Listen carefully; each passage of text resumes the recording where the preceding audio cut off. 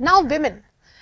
Another important feature of the civil disobedience movement was the large scale participation of women.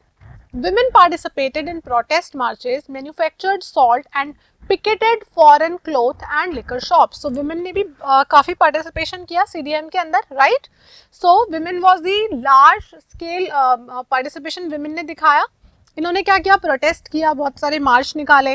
They have manufactured salt also, picketed foreign clothing and liquor shops. मतलब picket means shop के बाहर रास्ता रोक के खड़े हो जाना, ठीक है. So these women have done. Congress was, but however Congress was reluctant to allow women to hold any position of authority within the organization. Congress को क्या लगता था, इनफैक्ट महात्मा गांधी जी को भी ये लगता था कि women should not participate in these protest, क्योंकि उनका काम क्या है, घर संभालना, घर का ध्यान रखना, और विमेन को कोई ऐसी पोजीशन भी ये लोग देने को तैयार नहीं थे, right. So this was about the participation of women. Now we will be seeing the limits of civil disobedience. So one such group was the nation's untouchables, right, who from around the 1930s had begun to call themselves Dalit or oppressed. So there was one group जो क्या बोलते थे अपने आप को, दलित और untouchables, right, और oppressed class, right. तो इनका क्या हो रहा था, बहुत सालों से शोषण हो रहा था, ठीक है. So for long the Congress has ignored the Dalits for fear of offending the Sanatanis, the conservative high caste Hindus. Now Congress ने काफ़ी टाइम से दलित्स को इग्नोर कर रखा था, क्योंकि इनको लग रहा था कि अगर हम इनको सपोर्ट करेंगे तो कहीं जो हाई क्लास हिंदू लोग हैं और जो सनातन धर्म का पालन करने वाले हैं, कहीं वो हमसे नाराज़ नहीं हो जाए, क्योंकि अनटचेबल्स, इनकी स्थिति थोड़ी ख़राब थी समाज के अंदर, है ना. They were not allowed to use the common wells, right, common schools, मंदिर में प्रवेश इनका वर्जित था, है ना. So Mahatma Gandhi declared that swaraj would not come for 100 years if untouchability was not eliminated. तो महात्मा गांधी चाहते थे कि जो अनटचेबिलिटी का सिस्टम है ना, this should be removed, right. He said that Swaraj तो अगले 100 सालों तक नहीं आएगा अगर अनटचेबिलिटी को हमने खत्म नहीं किया तो. He used to call untouchables Harijan, right, which is the children of God. He organized satyagrah for the untouchables, but they were keen on a different political solution to the problems of the community.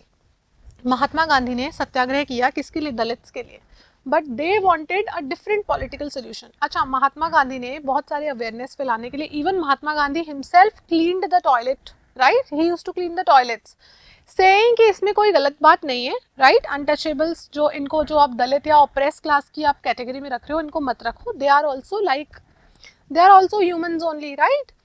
सो महात्मा गांधी ने काफ़ी सत्याग्रह किए, बहुत सारी चीज़ें करी, but they needed a different political solution. क्या था for their community? They demanded reserved seat in educational institutions and a separate electorate system. ठीक है, तो गांधी जी ने कहा कि ठीक है, रिजर्वेशन तो मैं दिला दूंगा वंस वी गेट इंडिपेंडेंस, लेकिन ये सेपरेट इलेक्टोरेट का सिस्टम उनको पसंद नहीं आता. सेपरेट इलेक्टोरेट क्या था कि जो दलित क्लास का, जैसे फॉर एग्जांपल अगर कोई दलित इलेक्शन के लिए खड़ा होता है तो उसको वोट भी सारे दलित कम्युनिटी वाले ही देंगे. तो ये सेपरेट इलेक्टोरेट वाला सिस्टम गांधी जी को बिल्कुल भी पसंद नहीं आया. बट बी आर अम्बेडकर भी इसी चीज पे अड़े हुए थे. तो doctor B R Ambedkar clashed with Gandhi ji at the second round table conference by demanding separate electorates for Dalits. अब सेकेंड राउंड टेबल कॉन्फ्रेंस में इनकी ये बहस हो गई गांधी जी की और अम्बेडकर साहब की कि भाई इनको क्या दिलाओ, सेपरेट इलेक्टोरेट. ब्रिटिशर्स को तो मौका चाहिए था, राइट, वो तो पहले ही डिवाइड एंड रूल की पॉलिसी कर रहे थे. तो गांधी जी सेड कि दिस इज रॉन्ग. इससे क्या होगा कि देश आज़ाद होने से पहले ही देश के हजारों टुकड़े हो जाएंगे. पाकिस्तान अलग डिमांड कर रहा है ना, तब तक मुस्लिम लीग भी बन चुकी है, और ये तुम अलग इनके सेपरेट इलेक्टोरेट की बात कर रहे हो, मुस्लिम लीग भी सेपरेट इलेक्टोरेट की बात करे. तो Gandhi ji was not in favour of this. ठीक है, सो गांधी जी सेड कि ठीक है, सेपरेट इलेक्टोरेट मत रखो, रिजर्वेशन मैं तुम्हें दिलवा दूंगा. So Poona pact of September 1932 between Gandhi ji and doctor B R Ambedkar which happened in 1932. Poona pact कब हुआ? सितंबर 1932 में. gave the depressed class later to be known as the scheduled class. उस टाइम पर क्या बोल रहे थे? डिप्रेस क्लास का नाम दिया जा रहा था उनको. बाद में आज हम उनको किस नाम से जानते हैं? scheduled caste, जिनको अभी रिजर्वेशन है. तो अब क्या हुआ? gave the depressed class reserved seats in the provincial and central councils but were voted by general electorate. Separate electorate का नहीं दिया उनको, क्या दिया? General election. जनरल इलेक्शन में जैसे बाकी लोग पार्टिसिपेट करते हैं वैसे ही इनका होगा participation. Okay, all right. After the decline of the non-cooperation Khilafat movement, Muslims felt alienated from the Congress, due to which the relations between Hindus and Muslims worsened. अब ये जो नॉन कॉपरेशन खिलाफत movement ये सब decline हो चुके थे, है ना, Muslims were feeling a bit bad. Okay, so because Congress में डोमिनेशन किसका था, ज़्यादातर हिंदूज का था, तो इनको थोड़ा सा अजीब वियर्ड फील हुआ कि भाई हमें उतना रिप्रेजेंटेशन नहीं मिल रहा है. तो अब हिंदू और मुस्लिम का एक बीच में, अच्छा वैसे it was created by britishers only. Partition of Bengal उन्होंने रिलीजन के बेसिस पे किया था हिंदू और मुस्लिम्स को लड़वाने के लिए, और ग्रेजुअली ये चीज़ें फिर बढ़ती गई. ठीक है. The leader of Muslim League which is Mohammad Ali Jinnah, he wanted reserved seats for Muslims in central assembly and representation in proportion to population in the Muslim dominated provinces. अब ये भी वही बात कर रहे हैं, है ना. Large sections of Muslims did not participate in civil disobedience movement. तो इसलिए जो large section था मुस्लिम्स का, उन्होंने CDM में इसलिए participate ही नहीं किया. The sense of collective belonging. Now अब एक सेंस ऑफ कलेक्टिव बिलोंगिंग कैसे आएगा सोसाइटी में, हमने पढ़ा था नेशनलिज्म, और जब किसी भी कंट्री में आप इंडिपेंडेंस या नेशन स्टेट तभी आएगा जब आप एक sense of collective belonging create करोगे, है ना. तो ये कैसे आएगा, the sense of collective belonging came partly through the experience of United struggles. Gradually जो इतने यूनाइटेड स्ट्रगल्स चल रहे थे उससे एक थोड़ा थोड़ा सेंस ऑफ कलेक्टिव बिलोंगिंगनेस आने लगा था. History and fiction, folklore and songs, popular prints and symbols all played a part in the making of nationalism. This we have seen in the previous chapter also. Nationalism में history, जो जितने भी folk songs हैं, folklores हैं, popular prints, symbols, ये सारी चीज़ें क्या होती हैं, नेशनलिज्म राष्ट्रवाद की भूमिका को और राष्ट्रवाद की भावना को जगाने में एक बहुत अहम भूमिका अदा करती है. In the 20th century, the identity of India came to be visually associated with the image of Bharat Mata. 20th century जैसे हमने we have seen in the previous chapter, Germania थी जो जर्मनी की, राइट, फ्रांस की थी Mariana, है ना. उसी तरीके से यहाँ पर क्या बनाया गया, भारत माता.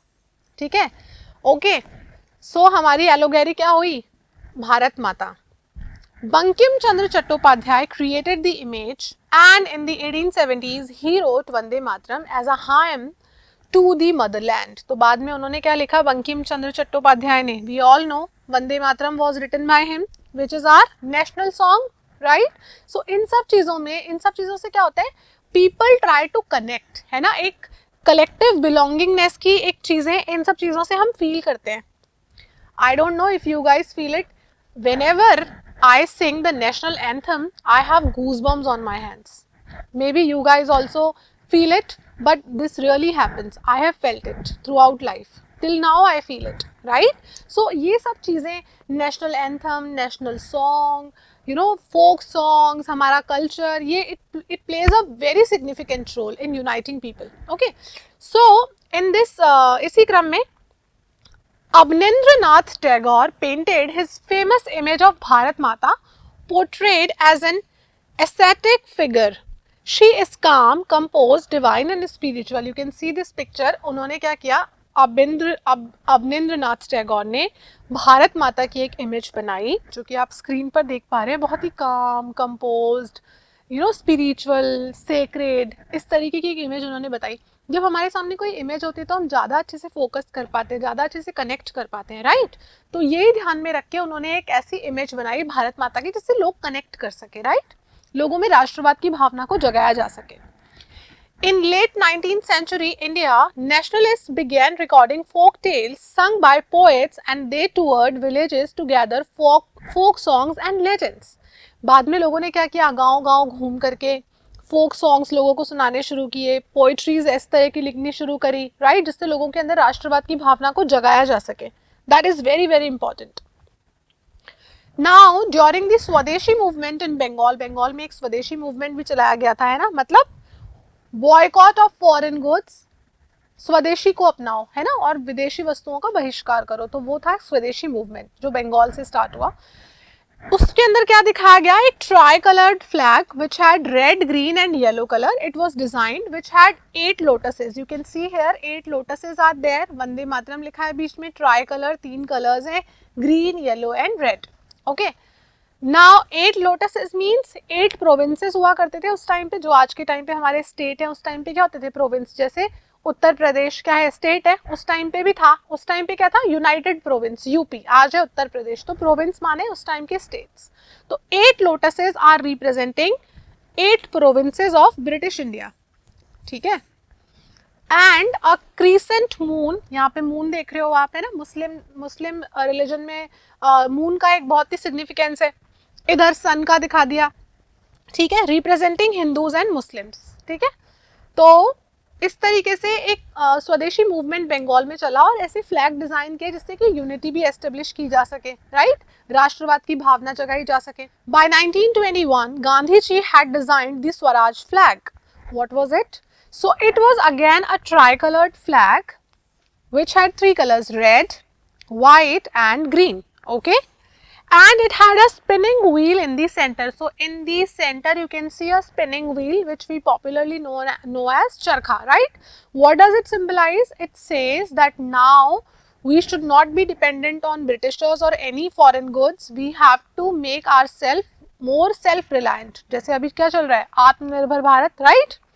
Similarly, Mahatma Gandhi had said that now we, in order to attain Swaraj, we need to be self-reliant. Okay, so this was the flag which was designed by Gandhi ji, very important again. As their grievances were wide-ranging, freedom from colonial rule also meant different things to different people because सबका freedom का मायना अलग-अलग था, as I told you.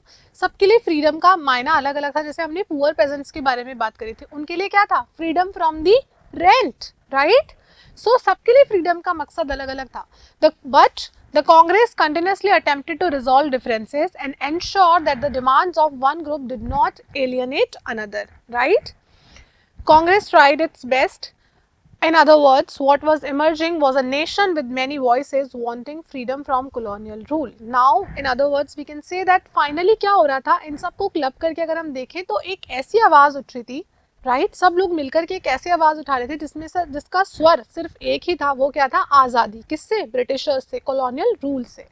So this way, इस तरीके से हमने देखा कि कैसे लोगों में राष्ट्रवाद की भावना जागृत हुई और किस प्रकार से महात्मा गांधी ने और सुभाष चंद्र बोस, जवाहरलाल नेहरू, डिफरेंट लीडर्स और all the people of India they came together और उन्होंने एक ब्रिटिश कॉलोनियल रूल के खिलाफ आवाज उठाई और स्वतंत्रता प्राप्त की.